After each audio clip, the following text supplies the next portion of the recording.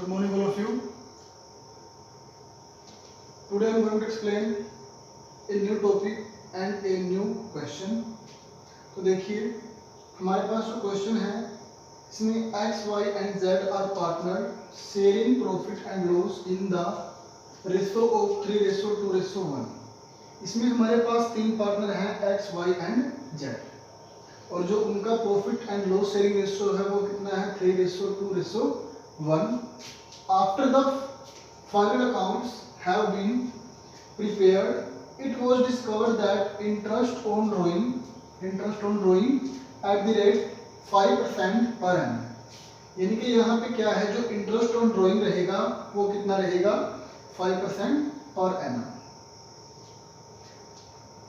Had not been taken into consideration. लेकिन जो interest on drawing था 5% का हमने इसको इंक्लूड नहीं किया. हमने ये जो इंटरेस्ट ऑन ड्राइंग है वो यहाँ पे कैलकुलेट नहीं किया.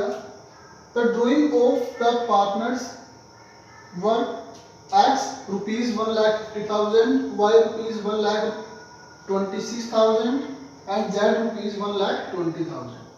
जो पार्टनर्स हैं और जो पार्टनर्स के द्वारा जो ड्राइंग विड्रॉ की जाती है वो कितनी है, x की है 1,50,000, y की है 1,26,000 और जो z है उसकी है 1,20,000. Give necessary adjustment entry. हमें यहाँ पे क्या करना है, हमें यहाँ पे एडजस्टमेंट एंट्री डालनी है. तो उसके लिए हमें क्या करना पड़ेगा, उसके लिए हमें एक टेबल शोइंग एडजस्टमेंट प्रिपेयर करनी पड़ेगी और उसके बिहाफ पे डेबिट और क्रेडिट अमाउंट आएगा जिसके ऊपर हमें क्या डालनी होगी, एंट्री डालनी होगी. बहुत ही सिंपल है. हमारे पास तीन पार्टनर हैं x, y एंड z और हमारे पास यहाँ पे आएगा टोटल अमाउंट. तो सबसे पहले हम निकालेंगे इंटरेस्ट ऑन ड्राइंग. क्या निकालेंगे, इंटरेस्ट ऑन ड्राइंग. तो इंटरेस्ट ऑन ड्राइंग, अब यहाँ पे ये देखिए जो हमने ड्राइंग का अमाउंट विड्रॉ किया x, y एंड z का, तो क्या यहाँ पे हमें टाइम पीरियड बताया गया है कि इन्होंने जो ये अमाउंट विड्रॉ किया बिजनेस से वो कब किया, किस डेट में किया. हमें यहाँ पे अमाउंट मेंशन नहीं है. तो उस कंडीशन में हमेशा जो इंटरेस्ट ऑन ड्राइंग हमारे पास लगता है वो लगता है 6 मंथ के लिए. कितना लगता है, वो लगेगा हमेशा 6 मंथ के लिए. ये बात हमेशा ध्यान रखनी है और ये क्वेश्चन 1 मार्क्स में भी आ जाता है कि अगर हमें यहाँ पे टाइम पीरियड नहीं दिया इंटरेस्ट ऑन ड्राइंग से रिलेटेड तो वहाँ पे हमेशा हम 6 मंथ के लिए ही इंटरेस्ट ऑन ड्राइंग कैलकुलेट करेंगे. हमें रेट दे रखी है 5% पर एनम की. तो सबसे पहले हम x, y एंड z इन तीनों का इंटरेस्ट ऑन ड्राइंग कैलकुलेट कर लेंगे. तो सबसे पहले करेंगे x का 1,50,000. कितना है x का 1,50,000. रेट कितनी दे रखी है 5% पर एनम. तो 5/100. मंथ कितने लगेंगे 6 मंथ, क्योंकि यहाँ पे टाइम पीरियड नहीं दिया हुआ. तो 6/12. तो 2 0 से 2 0 कट जाएंगे. 6 1 6, 6 2 12, 2 1 2, 2 7 14, 2 5 10.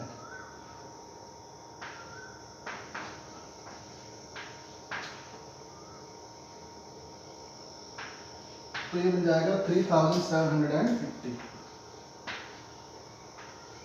जो x का इंटरेस्ट ऑन ड्राइंग बना वो कितना बना 3,750. ऐसे ही हम निकाल लेंगे y का. तो हम अब निकाल लेंगे y का. y का अमाउंट कितना है 1,26,000. 5% दे रखा है और 6 मंथ है. 6 मंथ क्यों है, क्योंकि हमें यहाँ पे पर्टिकुलर टाइम पीरियड नहीं दिया कि जो इंटरेस्ट ऑन ड्राइंग है वो हमने कब निकालना. तो 2 0 से 2 0, 6 1 6, 6 2 12, 2 1 2, 2 6 12, 2 3 6, 0 की 0.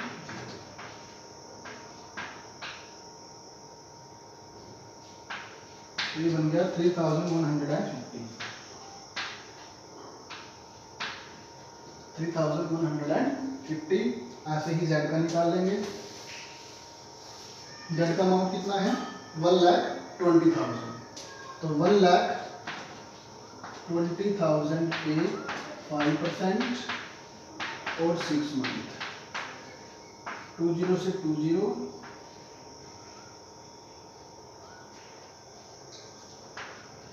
6 1 6, 6 2 12, 2 2,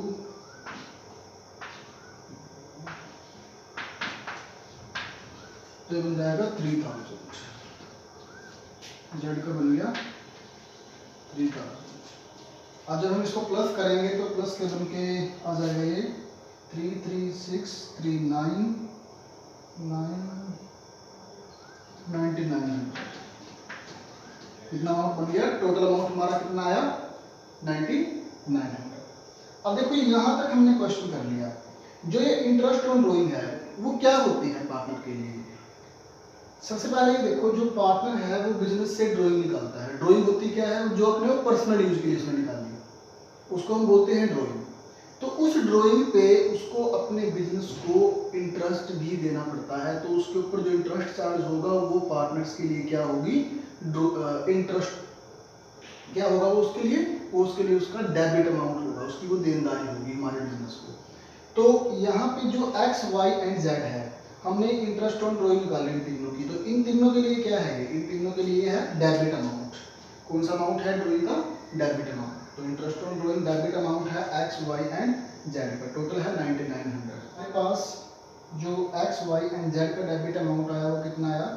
एक्स का आया 3750, वाई का आया 3150 और जेड का आया 3000। अब हम क्या करेंगे? इस अमाउंट को जो हमारे पास इनका शेयर था एक्स वाई एंड जेड का, इसमें बांट देंगे। यानी कि हम जो 9900 है, किस रेशो में? एक्स का क्या है? 3y में 6, तो 2 to the 6,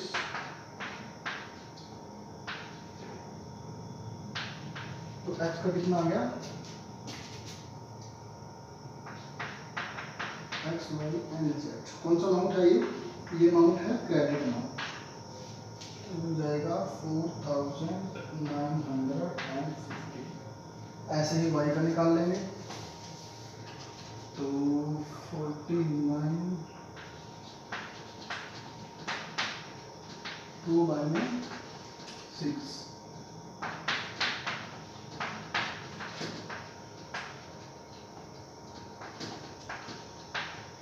तो हो जाएगा 3300। ऐसे ही निकाल लेंगे जेड का। जेड का आएगा 1 - 6,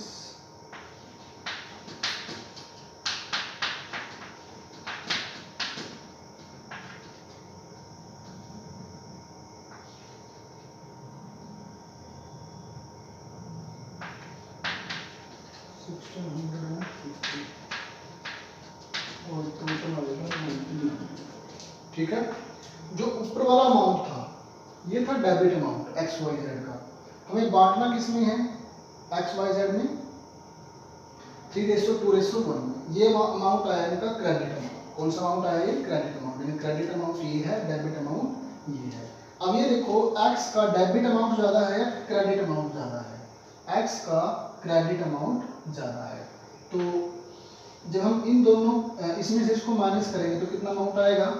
ये अमाउंट आएगा 0, 5 में से 5 गया 0, 9 में से 7 गया 2,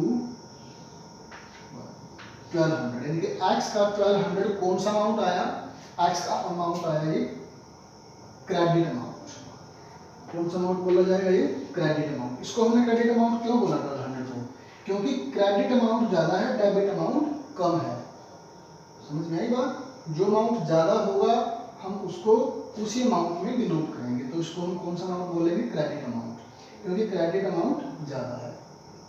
क्योंकि जो बैलेंस बचेगा ना वो किसका बचेगा? क्रेडिट अमाउंट का बचेगा।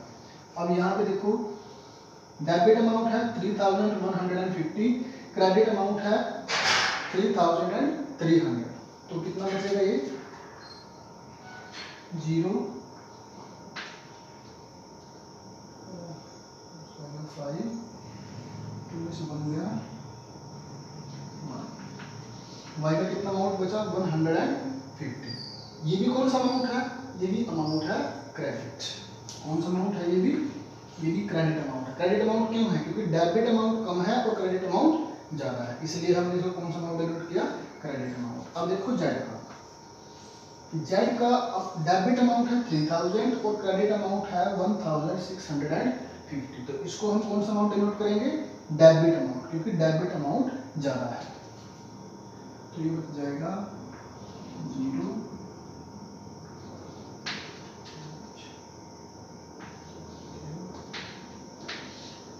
1350। कुछ बात समझ में आई? इसको हम कौन सा अमाउंट डिनोट करेंगे?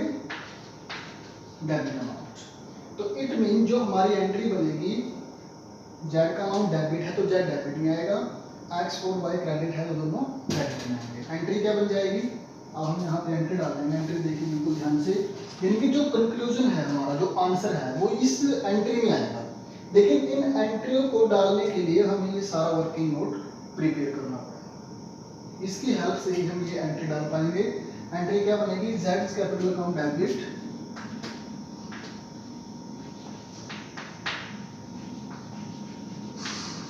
अकाउंट डेबिट कितना अमाउंट? डेबिट और क्रेडिट दो अमाउंट आएंगे।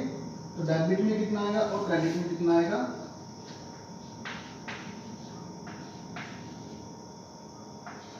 डेबिट में आएगा, जेड डेबिट है 1350, यानी कि 1350। इतने से जेड का कैपिटल अकाउंट क्या हुआ? डेबिट हुआ। एक्स और वाई का अकाउंट क्या हुआ? क्रेडिट हुआ। तो 2x कैपिटल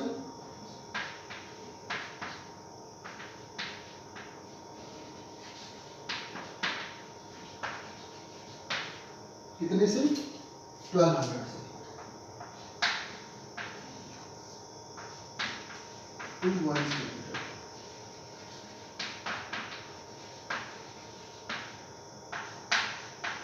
150 से। ठीक है, तो इन दोनों का जब हम टोटल करेंगे तो ये बन जाएगा 1350। Clear? Z capital account debit to X capital to Y capital. साथ में इसकी हम नरेशन भी डाल देंगे। नरेशन क्या बनेगी? Omission of interest on drawing.